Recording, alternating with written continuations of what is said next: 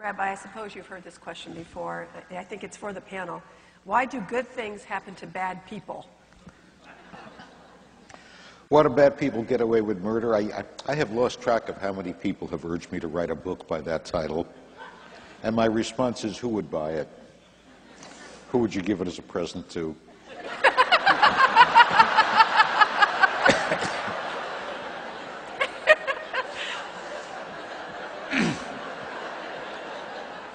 Well, it's too late for Mr. Madoff now, but he would have liked it a year ago. I would say bottom line is, yeah, it's a very disturbing phenomenon. Most of the time, I think, you don't really get away with anything in this world. You pay for everything you take in this world in one currency or another. The Bernard Madoffs, even if he had not been caught, would have missed out on much of what it means to be a human being. The guy who cheats on his wife and doesn't get caught and thinks he's really clever and he's pulled it off will never know what it really feels like to invest all of your love in a single relationship. You pay for everything you take in life in one currency or another, and sometimes when the bill comes due, you go back and wish you'd played it differently. Professor, do you have any thoughts on that? Yeah. I once said that that rabbi had given me a wonderful definition of the word envy. I envied his royalties.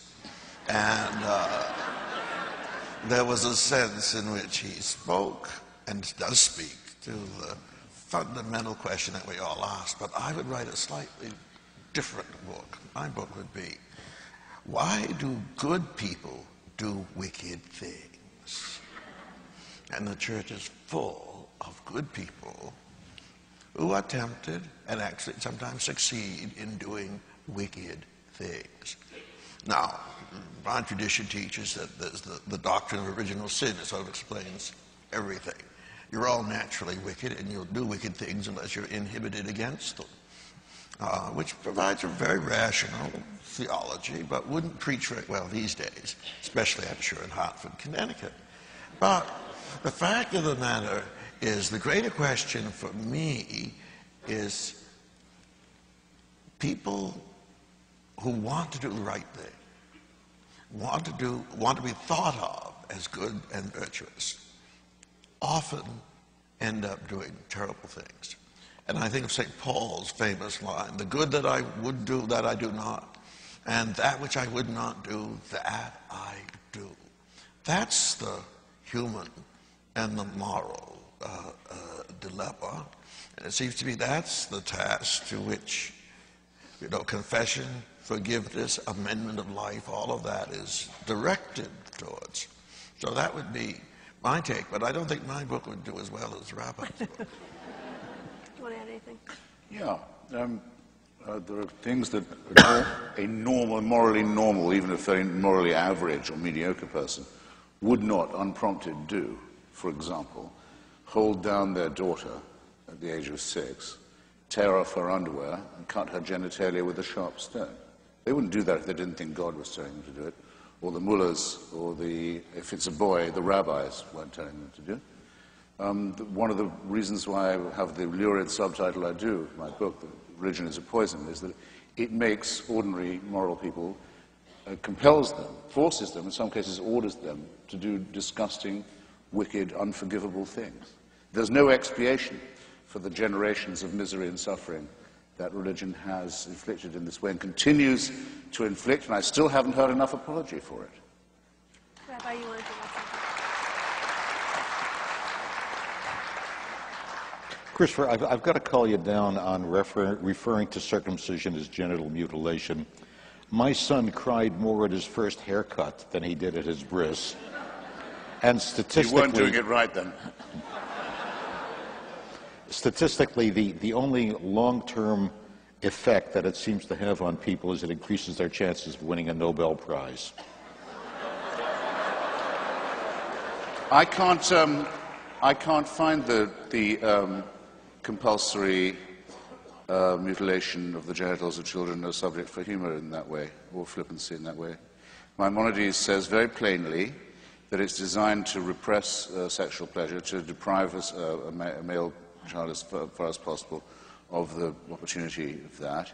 The full excision, not just the snip or the full mandatory covenant is fantastically painful, leads to trauma, leads to the dulling of the sexual relationship, and can be in itself life-threatening at that moment. We have the records, I can show them to you, of hundreds and hundreds and hundreds in the United States of boy babies who've died or had life-threatening infections as a result of this disgusting practice. That a person as humane as yourself can sit here and think of that as a fit subject for humor shows what I mean. Religion makes morally normal people say and do disgusting and wicked things, and you've just proved my point for me.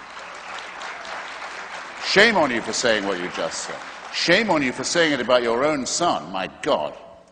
Let's move on. Yes, let's. What next? Cutting the labia of little girls. At least Judaism doesn't do that.